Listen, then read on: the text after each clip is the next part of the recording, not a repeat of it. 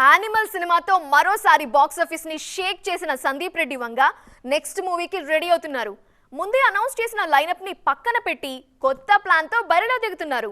ప్రతి సినిమాకి negative heat ని ఫేస్ చేస్తున్న సందీప్ నెక్స్ట్ సినిమా వాళ్ళ ఊహలకు కూడా అందని రేంజ్ లో ఉంటుందని సవాల్ చేస్తున్నారు. సందీప్ రెడ్డి వంగ సినిమాల విషయంలో కలెక్షన్స్ కి రివ్యూస్ కి సంబంధమే ఉండటం లేదు.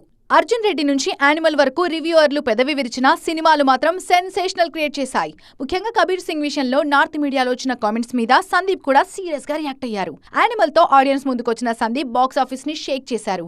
800 కోట్లకు పైగా వసూళ్లతో నయా రికార్డ్ సెట్ చేసింది ఈ మూవీ. వసూళ్ల పరంగా ఈ రేంజ్ లో పర్ఫామ్ చేస్తున్న సినిమా మీద క్రిటిక్స్ స్పందన నెగటివ్ గానే ఉంది. సోషల్ మీడియాలోనూ సందీప్ మీద ట్రోల్స్ ట్రెండ్ అవుతున్నాయి. అయితే అవన్నీ లైట్ అంటున్నారు ఈ క్రేజీ డైరెక్టర్. యానిమల్ లో నెక్స్ట్ లెవెల్ వైలెన్స్ చూపించిన సందీప్ యానిమల్ పార్క్ కోసం మరింత బ్లడీ బ్లాక్ డ్రాప్ ని సిద్ధం చేస్తున్నారు.